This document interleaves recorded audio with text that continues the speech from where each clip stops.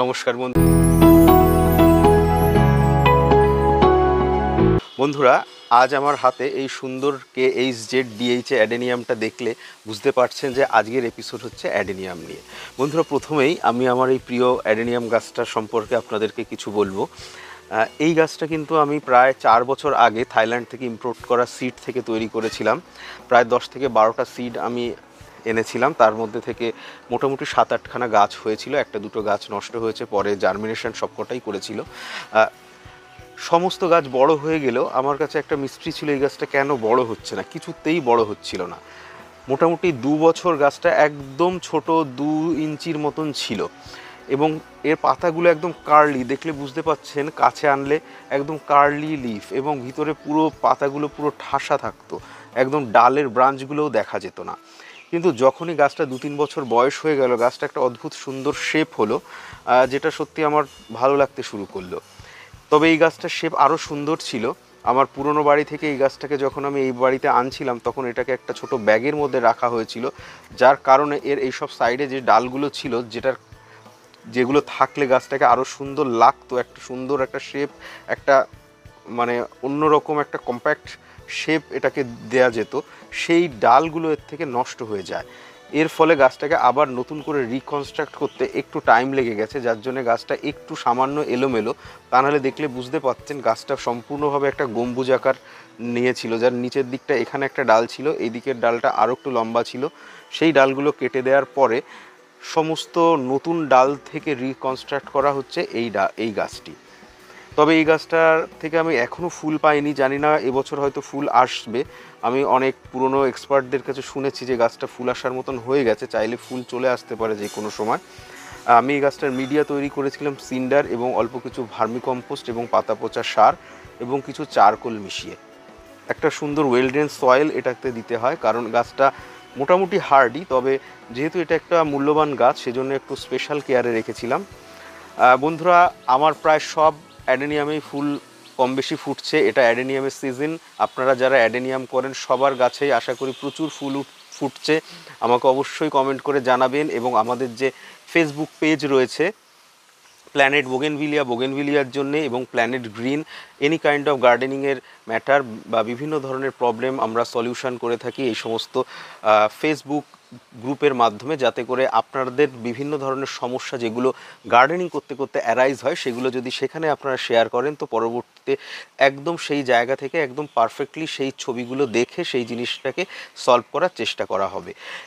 আমাদের সেই গ্রুপগুলোতে কিন্তু অনেক এক্সপার্ট রয়েছে এবং অনেক দিনের পুরনো বাগানিরা রয়েছে, যারা আমার থেকেও বেশি অভিজ্ঞতা সম্পন্ন, তারা কিন্তু অবশ্যই আপনাদেরকে হেল্প করবে। সেই জন্য আপনারা প্ল্যানেট গ্রিন এবং প্ল্যানেট বোগেনভিলিয়া এই দুটো চ্যানেল, এই দুটো গ্রুপে দয়া করে জয়েন করে যাবেন। যারা বিশেষ করে আমার ভিডিওগুলো দেখেন তাদেরকে অবশ্যই রিকোয়েস্ট করব গ্রুপগুলোতে জয়েন করতে, এবং তাহলে আরও ক্লোজ ইন্টারাকশান হবে আমাদের এবং আমাদের গার্ডেনিং আরও বেটারভাবে আমরা করতে পারবো। চলুন তাহলে আজকে আমরা দেখি যে আমার কাছের গাছগুলো কেমন হয়েছে এবং কীরকম ফুল হচ্ছে।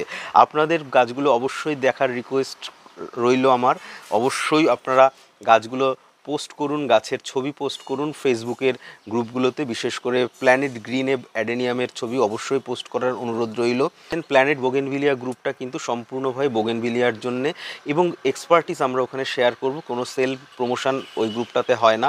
আপনারা অনেকেই ভুল করে সেলফ প্রমোশন করেন। সেলফ প্রমোশন এবং প্ল্যান্ট এক্সচেঞ্জের জন্য আমরা প্ল্যানেট গ্রিন আর একটা গ্রুপ ক্রিয়েট করেছি, যেই গ্রুপে অলরেডি অনেকেই জয়েন করেছেন, সেখানে চাইলে আপনারা সেল পোস্টও করতে পারেন।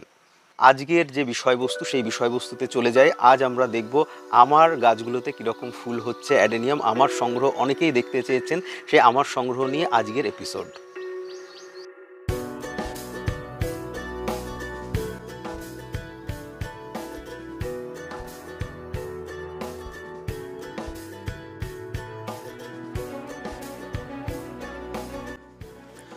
বর্তমানে আমার সংগ্রহে রয়েছে প্রায় 200-র অধিক অ্যাডেনিয়াম ওবেসাম এবং বেশ কিছু অ্যারাবিকাম। তবে বহুমূল্য অ্যারাবিকামের থেকেও অ্যাডেনিয়াম ওবেসাম আমার সর্বাধিক বেশি প্রিয়। তার রঙের বৈচিত্র্য, গাছের গঠন এবং পাতার সৌন্দর্য সম্মিলিতভাবেই আমাকে বিশেষভাবে মোহিত করে। ফেব্রুয়ারি মাস থেকেই প্রায় আমার গাছে ফুল আসতে শুরু করে এবং বর্ষার আগ পর্যন্ত কন্টিনিউয়াস ফুল পাই। অনেকেই ফেব্রুয়ারি মাসে কিন্তু গাছ রিপোর্ট করে থাকেন। আমি সাধারণত ফেব্রুয়ারি মাসে গাছ রিপোর্ট করি না। প্রয়োজন হলেই আমি গাছ রিপোর্ট করি যে কোনো সময়, তবে বিশেষভাবে রিপোর্ট করার ক্ষেত্রে আমি নিয়ম মানি হচ্ছে অক্টোবর মাসের সময়টি। কারণ এই সময় একটা নাতিশীতোষ্ণ পরিবেশ থাকে, যখন গাছকে রিপোর্ট করলে খুব সহজেই গাছ আবার নতুন করে ধরে যায়। শীত পড়ার আগে এই জিনিসটা যদি আমরা করে ফেলি, তাহলে শীতের সময় একটা দীর্ঘ ডরম্যান্সি পিরিয়ডে গাছের বিশেষ কোনো সমস্যা হয় না। গাছ ওইভাবেই ডরম্যান্সিতে চলে যায়। কখনো কখনো দেখা যায় গাছ ফুল দিতেও শুরু করে, ফুল দিতে দিতে ডরম্যান্সিতে চলে যায়। তবে ফেব্রুয়ারি মাসে যখন নতুন করে বাতাসের তাপমাত্রা বাড়তে থাকে, তখন গাছে নতুন করে পাতার আবির্ভাব ঘটে এবং তার সঙ্গে সঙ্গে কিন্তু গাছে ফুল আসতে শুরু করে। আমরা যদি ফেব্রুয়ারি মাসে অ্যাডেনিয়াম গাছের রিপোর্ট করি, অর্থাৎ জানুয়ারি মাসে গাছ তুলে রেখে ফেব্রুয়ারি মাসে রিপোর্ট করি, তাহলে দেখা যায় যে গাছ নতুন করে সেট হতে হতে প্রায় 2 মাস লেগে যায়। মার্চ এপ্রিল মাস চলে আসে এবং গাছে কুড়ি এসে ফুল আস্তে আস্তে চলে আসে বর্ষাকাল। এর ফলে কি হয়, গাছে ফুল ফুটতে না ফুটতে বর্ষায় শুধু কুড়ি নষ্টই হতে থাকে। এই বিষয়টাকে মাথায় রেখে আমি আমার অ্যাডেনিয়ামের রিপোর্টের সময়টা কিন্তু পাল্টে দিয়েছি। গত বছর থেকে এই জিনিসটা করে আমি দেখছি যে গাছের কিন্তু বিশেষ সুবিধা হচ্ছে। বিশেষ করে যারা অ্যাডেনিয়ামের ফুল ভালোবাসেন তাদের ক্ষেত্রে কিন্তু এটা খুবই গুরুত্বপূর্ণ একটা বিষয়। আমরা যদি ফেব্রুয়ারি মাসে রিপোর্ট না করে গাছকে অক্টোবর মাসে রিপোর্ট করি এবং গাছকে ভালোভাবে মিডিয়া প্রস্তুত করে ফার্টিলাইজার দিয়ে আমরা রিপোর্ট করি, সেক্ষেত্রে কিন্তু গাছ বিশেষভাবে পুষ্টি সঞ্চয় করে রাখে। পুরো শীতকালটা ডরম্যান্সির পরে যখন সেই পুষ্টিটা সে ইউজ করে, তখন ব্যাপকভাবে ফুল পায়। সেটা ফেব্রুয়ারির শুরু থেকে, অর্থাৎ সিজন শুরু হওয়া থেকেই গাছে ফুল থাকে এবং সম্পূর্ণভাবে গাছের ফুলে ভরা থাকে সম্পূর্ণ বৃষ্টি নামার আগে পর্যন্ত। তবে প্রুনিংয়ের বিষয়টি মাথায় রেখে আমি প্রুনিং করব হচ্ছে এখন, যখন বৃষ্টি অল্প অল্প পড়তে শুরু করেছে, মাঝে মধ্যেই বৃষ্টি হচ্ছে, বাতাসের হিউমিডিটি অল্প অল্প বাড়ছে। এরকম সময় যদি আমরা প্রুনিং করে গাছকে শেপ দেওয়ার চেষ্টা করি, তাহলে আমরা বেশি ব্রাঞ্চেস পাবো। আমরা তীব্র খরার সময় বা শীত চলে যাচ্ছে, এরকম সময় অল্প শীত আছে, এরকম সময় যদি আমরা প্রুনিং করি, তাহলে দেখা যায় যে গাছ থেকে বেশি ব্রাঞ্চেস কিন্তু বেরোয় না। বেশি ব্রাঞ্চেস না বেরোলে গাছের শেপও ততটা ভালো হবে না এবং যথেষ্ট পরিমাণে ফুলও পাওয়া যাবে না। আজ আমি যে গাছগুলো দেখাচ্ছি এগুলো সব আমার নতুন সংগৃহীত গাছ। বেশ কয়েকটা পুরনো গাছ এর মধ্যে থাকলেও ম্যাক্সিমাম গাছই কিন্তু নতুন সংগৃহীত। সেজন্য শেপের ব্যাপারে এখনও আমি এতে কোনো কাটাছেঁড়া করিনি। এই গাছগুলোকে আমি এবার এটাকে প্রুনিং করব, যেহেতু অলরেডি 2 দিন বৃষ্টি হয়ে গেছে এবং আরও বৃষ্টি হতে শুরু করবে। এই বৃষ্টির প্রাক মুহূর্তে যদি আমরা ডালগুলোকে ছাঁটি, তখন কিন্তু গাছে নতুন করে শুটস বেরোবে এবং একাধিক শুটস বেরোবে। এই সময় যদি আমরা গাছে ফুলের জন্য রেখে দিই, তাহলে দেখব ফুলের কুঁড়ি তো আসবে, তবে বৃষ্টিতে ম্যাক্সিমাম কুঁড়িটাই কিন্তু নষ্ট হয়ে ঝরে যাবে।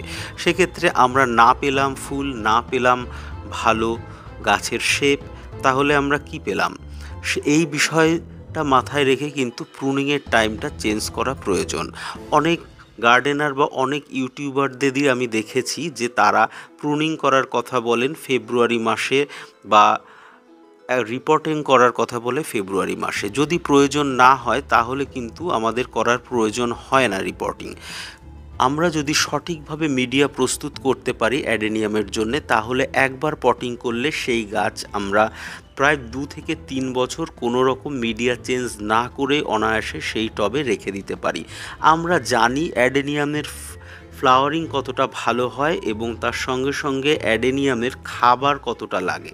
অ্যাডেনিয়াম অ্যাকচুয়ালি খুবই কম খাবার পছন্দ করে এবং খুব স্লো ফিডার একটি প্ল্যান্ট, তবে খুব সুন্দর ফুল দেয়। খাবার যতই কম দিই না কেন, তার ফুলের কিন্তু কোনো কমতি থাকে না। আমরা মিডিয়া যদি সঠিকভাবে প্রস্তুত করি এবং স্লো রিলিজ ফার্টিলাইজার ইউজ করি, বিশেষ করে স্লো রিলিজ ফার্টিলাইজার, মানে আমি সবসময় অসমোকডের কথা বলছি না, যে কোনো স্লো রিলিজ ফার্টিলাইজার আমরা নিজেরা বানিয়েও নিতে পারবো। আমি পৃথক একটি ভিডিওতে এই বিষয়ে পরবর্তীতে আলোচনা করব। যে ধরনের সার আমরা ব্যবহার করলে দীর্ঘদিন ধরে সেই সারটা টবে থাকবে এবং গাছ অল্প অল্প করে সংগ্রহ করতে পারবে, এরকম কোনো ফার্টিলাইজার যদি আমরা ব্যবহার করি অ্যাডেনিয়ামের জন্য এটাই বেস্ট। বিভিন্ন ধরনের অ্যাডেনিয়ামের ফ্লাওয়ারিং এবং তার সঙ্গে সঙ্গে তার কিভাবে তার শেপিং হবে গাছটার, এটার মধ্যে খুব বেশি পার্থক্য আমি দেখি না। ম্যাক্সিমাম অ্যাডেনিয়াম গাছ কিন্তু একই টাইপের, অ্যারাবিকাম বাদ দিয়ে। ওবেসামের ক্ষেত্রে কিন্তু ম্যাক্সিমাম গাছই একই রকম হয় মোটামুটি। আজকাল অ্যারাবিকামের সঙ্গেও ওবেসামের ক্রস ব্রিডিং করিয়ে বিভিন্ন ধরনের নতুন নতুন ভ্যারাইটি তৈরি হয়েছে। সেক্ষেত্রে কিছু কিছু অ্যারাবিকামের বৈশিষ্ট্য ওবেসামের মধ্যেও লক্ষণীয়। রোজি ভ্যারাইটির অ্যাডেনিয়াম নিঃসন্দেহে খুব সুন্দর লাগে, তবে সিঙ্গেল পেটাল অ্যাডেনিয়াম আমার সর্বাধিক বেশি প্রিয় এ কারণেই, কারণ এক্ষেত্রে ফুলের নষ্ট হওয়ার প্রবণতা অনেক কম থাকে, অল্প বৃষ্টিতেও ফুল নষ্ট হয় না এবং প্রচুর ফুল ফোটে। বন্ধুরা, এই গাছটা হচ্ছে একটি ক্রিসপামের হাইব্রিড, এটা কিন্তু গ্রাফটিং করা রয়েছে, অত্যন্ত সুন্দর এবং মিনিয়েচার ফুল, দারুণ পছন্দের একটি গাছ এবং ফুলগুলোও বেশ দীর্ঘস্থায়ী, একবার ফুটলে প্রায় 4-5 দিন অনায়াসেই ফুলগুলো ফ্রেশ থাকে। বন্ধুরা, এই ছিল আজকের আলোচনা। আমাদের নতুন এফবি গ্রুপ প্ল্যানেট গ্রিনে আপনাদের পোস্টের অপেক্ষায় রইলাম। সকলে ভালো থাকবেন, নমস্কার।